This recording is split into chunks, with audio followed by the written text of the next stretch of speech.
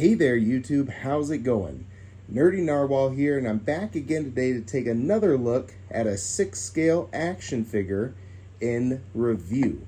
Today we are going to be taking a look at the PopToys 1/6-scale Russell Crowe Robin Hood action figure. Now, I did not even know this figure existed until one day one of my saved sellers on eBay had this guy popped up at a bid, and I went for it. It did not have a box or anything like that, but it did come with a couple of additional accessories, and I did my research. It was more or less complete, and I got it for a good deal, and I thought, I have a pretty large 6-scale fantasy collection. What character is more quintessential to legends and historical fantasy than Robin Hood, a story that's existed hundreds of years, maybe King Arthur. And at least for my generation, Russell Crowe, he was in a lot of these great historical fantasy action type movies. What a cool actor to have a character he played on the shelf. So the likeness was a win for me. I don't have any Russell Crowes, so that was pretty cool. And as far as character goes, it's Robin Hood. I grew up with, 5 or 6 different retellings of that classic Robin Hood tale, and it's a fun character to have on the shelf. So I saw this and I was pretty happy to be able to get it. Now, let's take a look at this figure and see if it's worth adding to your collection. Now, first things first, let's dive in and just get kind of a feel for the aesthetics. This is from the 2010 Robin Hood movie, which at the time, it was in this weird sort of place between Lord of the Rings and Game of Thrones, when a bunch of these fantasy, sword and sorcery type of movies came out, and some were pretty bad, some were okay, but generally they all failed to live up to that hype of Lord of the Rings. And so what happened? They got pretty negatively reviewed, middling reviews, and just kind of forgotten. I did some due diligence and went back and rewatched that 2010 Robin Hood movie, and I had a pretty good time. I enjoyed it for what it was. It was your classic Russell Crowe sort of action movie, and it was pretty good. Lots of good actors in it, actually. So I had fun with it. It was definitely more of a grungy, super serious kind of retelling of the character. Not a lot of levity throughout, but there wasn't supposed to be, really. And it was a good movie. And this figure on the shelf really does a good job of recreating that outfit. Now, this was a coat of plates in the movie, and it's PopToys, so you know it's going to look really good. With that said, it's just one hard plate in front, tied up at the side, and then another hard plate in back. It's not like they do with some of their better samurai armors, where each individual plate is its own moving thing. This might have came out prior to that, prior to them having that technology to do that, but it still looks really good.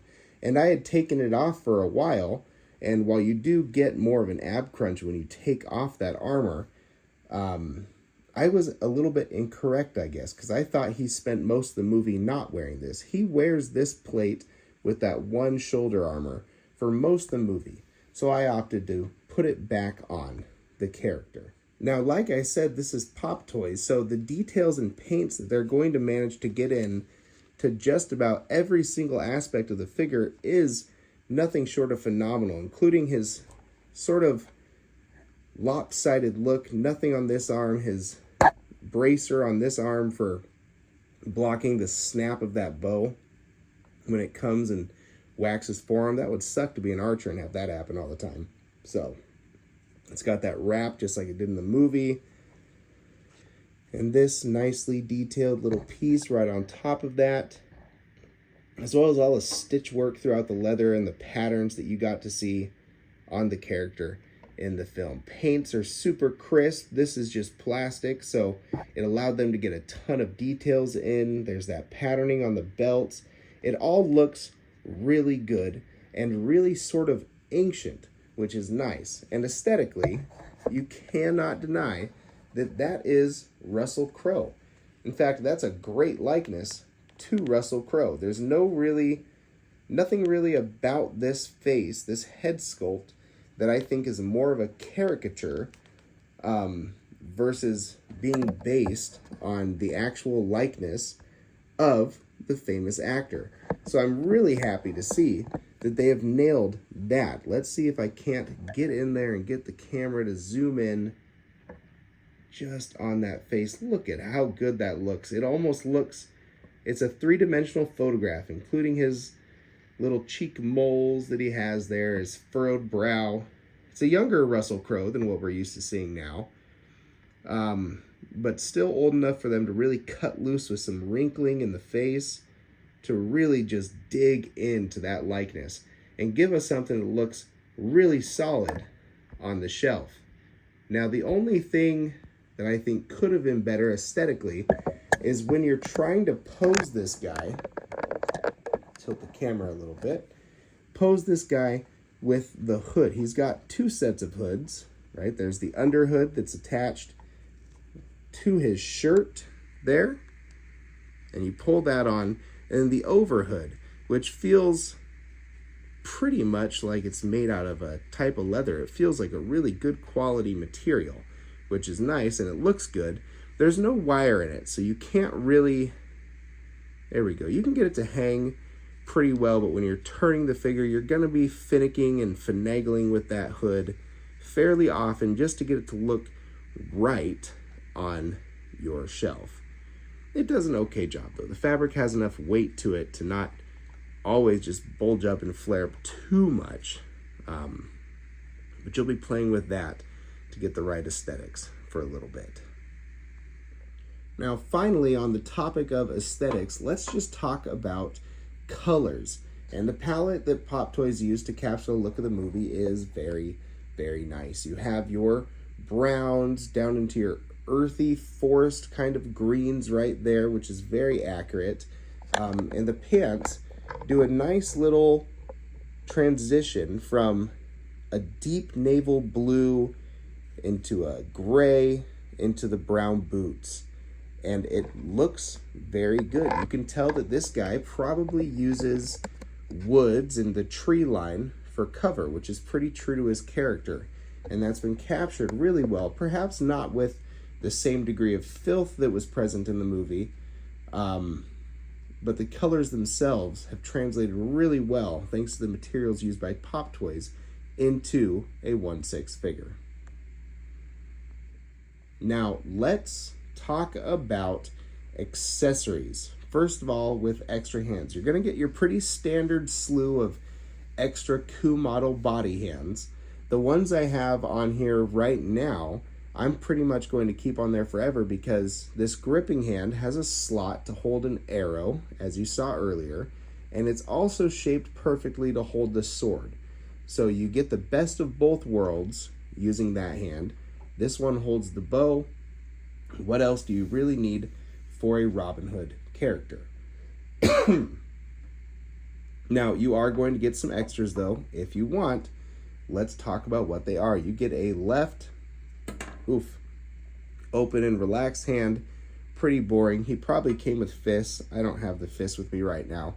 This right relaxed hand, though, is pretty cool because it comes with string wrapped around the fingers, which is accurate to how he used to throw his arrows. So if you really want to commit entirely to having Robin Hood use that bow and arrow on display and never that sword, I say pop that hand on there and it holds onto the arrows. Really cool, and it's really just kind of slick because that's what he was doing in the movies. Let's get one of these arrows in there, and boom. There we go, holds onto it well, right in between the strings right there. And while we're talking about the arrows, let's talk about the arrows. My only issue is it's a thin plastic right there, so it warps easily. A little bit of hot water will set that up just right. There is a notch at the top end for passing through the bow string, which is pretty nice. And down here, this tip is actually metal. So the plastic sits into this right there and gives you a nice metal tip. I thought that was great. A couple of them, the glue has worn out over time, so I did have to go and put a little dab of glue at the bottom of the metal base and slide the plastic back in there. No real harm, nothing lost with doing that. And those all fit back here nicely. You get 5 arrows in total, maybe 1, 2, 3, 4, 5, 6.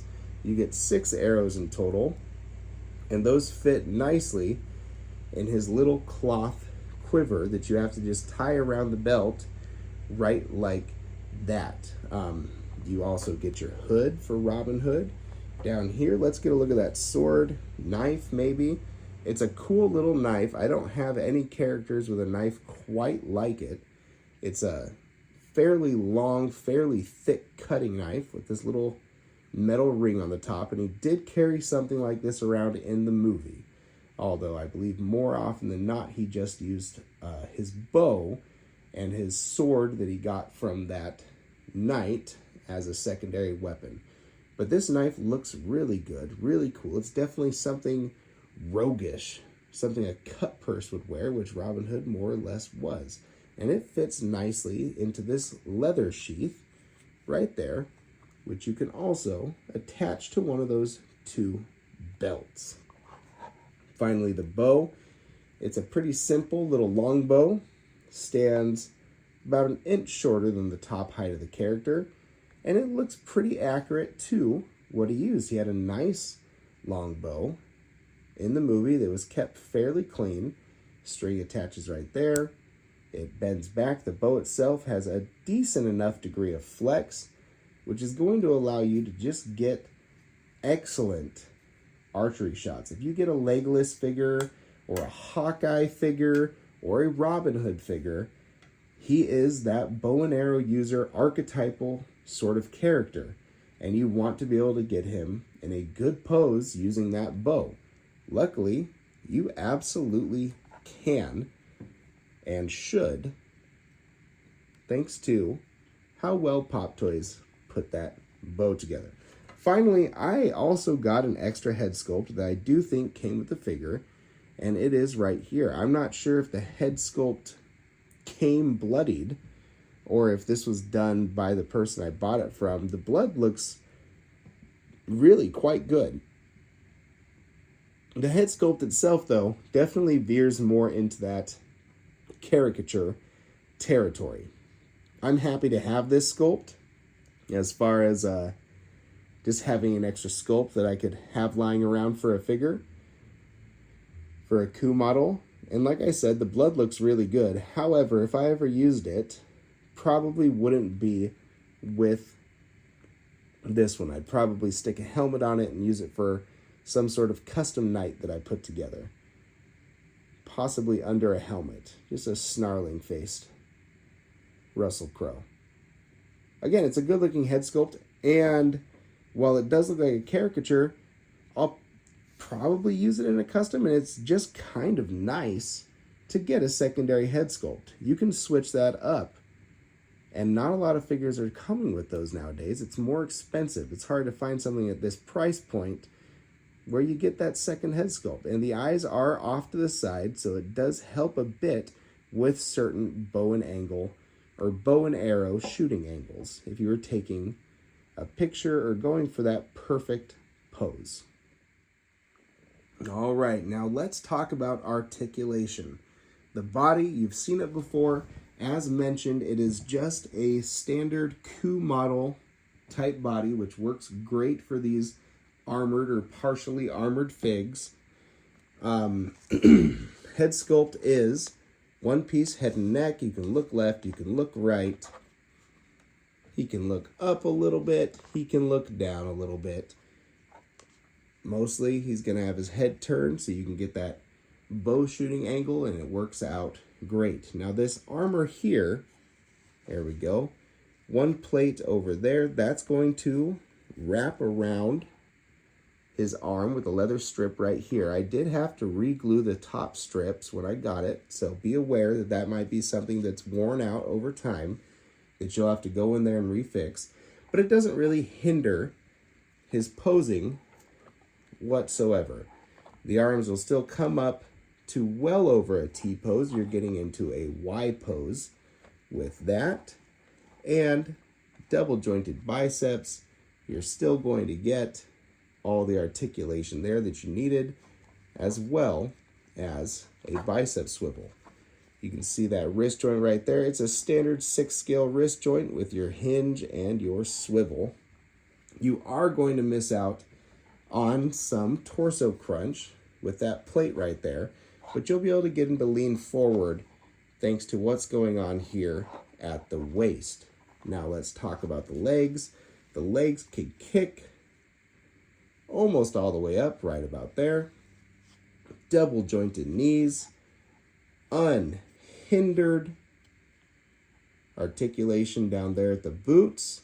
Very nice.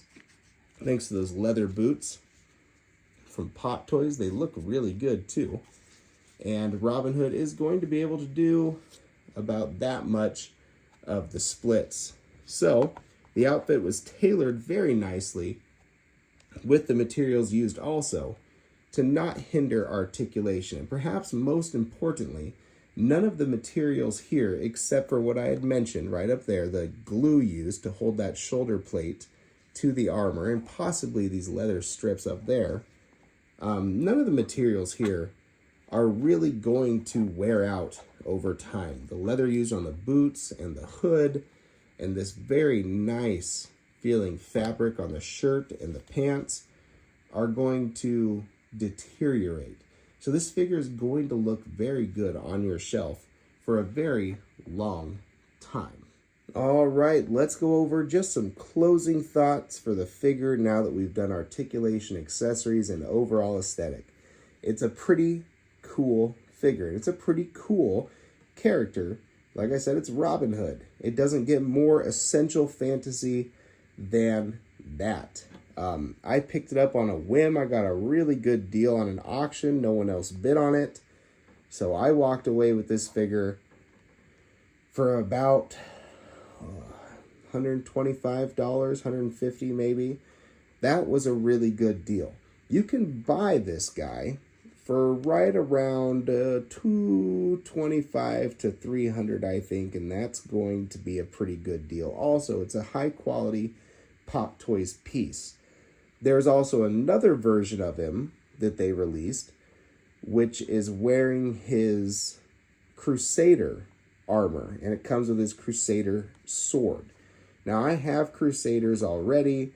It looks very good, but I didn't really think it was necessary to get that version. If I get a Robin Hood, I wanted this sort of quintessential Robin Hood looking version of the character. So that is more what I opted for. It's your call. If you do want to get him in your shelf, I say go out there and pick one up. Maybe hunt down and see if you can't get it for a deal. It's a pretty sweet looking figure, and he definitely complements any sort of historical or fantasy collection. Now, if I have missed anything in this review or you have any further questions, please feel free to get at me in the comments. I know it's been a while since I've uploaded before, but I did finally get back from vacation, and I ended up reviewing less than I thought I would on vacation. I didn't stop buying, though, so rest assured I've got plenty more reviews coming in down the pipeline. Thanks for watching, you guys. Stay happy, stay healthy, and keep on collecting. Nerdy Narwhal out.